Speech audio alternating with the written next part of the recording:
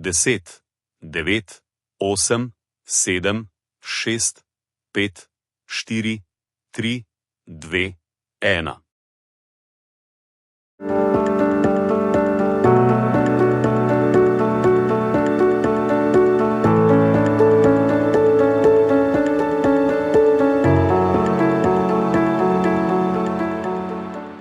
Danes si bomo pogledali nekaj res posebnega. Vzeli bomo na videz popolnoma kaotičen slovenski prenos v živo in ga razstavili na prav faktorje, da bi videli, kakšen sistem se pravzaprav skriva za vsem tem neredom. Ja, prav ste slišali, to je nefiltriran, surov zvok zabave brez vnaprej napisanega scenarija. Na prvo žogo se zdi vse skupaj popolnoma nesmiselno, kaj ne? Ampak kaj, če ima ta kaos v resnici svoja pravila? In točno to je vprašanje, ki nas pripelje do bistva današnje analize.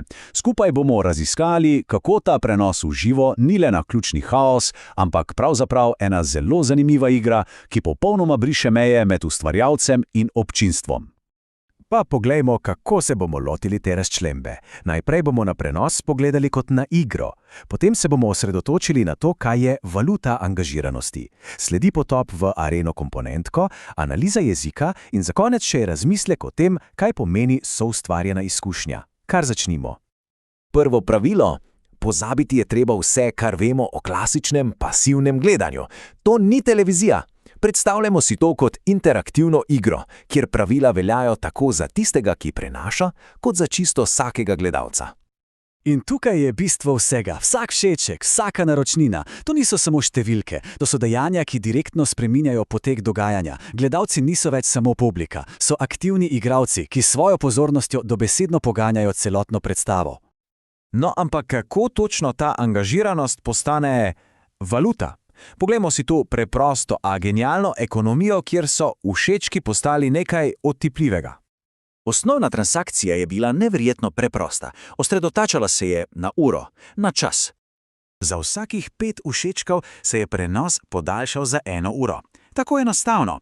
Gledanost je postala gorivo, ki je ohranjalo ogenj pri življenju. In s tem enim samim pravilom se je rodil skupen cilj. Ker naenkrat so bili vsi, tako ustvarjalec kot gledalci, na isti misiji – premagati uro in s stalnim sodelovanjem ohraniti prenos živ. Ampak, pozor, igra se ni ustavila samo pri času. Občinstvo je dobilo v roke daljinski upravljalnik za resnično življenje streamerja. Z doseganjem določenih mejnikov so lahko sprožili dejanja v resničnem svetu in tako postali režiserji te improvizirane predstave. In ta celoten sistem interakcije je doživel svoj vrhunec v areni komponentko. To je bil ogromen Minecraft turnir, ki je vse te principe postavil na ultimativni preizkus. Prizorišče je bilo pripravljeno. Več kot 50 tekmovalcev iz skupnosti je vstopilo v to digitalno areno. Vsi so imeli isti cilj – osvojiti skrivnostno nagrado, ki jo je prispeval sponzor komponentko. Turnir se je začel z nadzorovanim haosom. Množično igro Andraž reče: namen ni bil testiranje spretnosti, ampak hitra, neusmiljena eliminacija, da so na koncu ostali le najbolj zbrani posamezniki.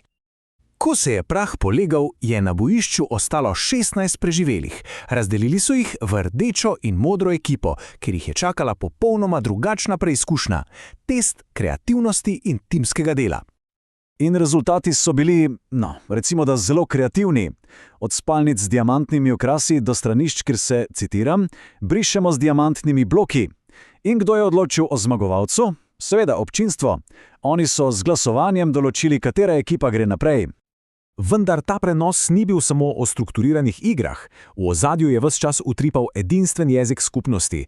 Hiter, kaotičen in poln notranjih šal, ki so ga razumeli le posvečeni. Poslušajmo samo ta utrinek. Kdo je mene ubil? Ti si mene ubil. Dialog je nenehen, glasovi se prekrivajo, obtožbe letijo. To ustvarja zvočno kuliso, ki je sama po sebi del izkušnje. Še tako preproste prošnje, kot je na primer daj mi vodo, postanejo del te predstave. Ne gre več za voljudnost, gre za preživetje v tem zvočnem viharju, kar daje občutek neposrednega, nefiltriranega toka zavesti. Vse te fraze, ta ritem, to je v bistvu koda, skupni jezik, ki ustvarja močan občutek pripadnosti, hkrati pa postavlja mejo med nami in njimi.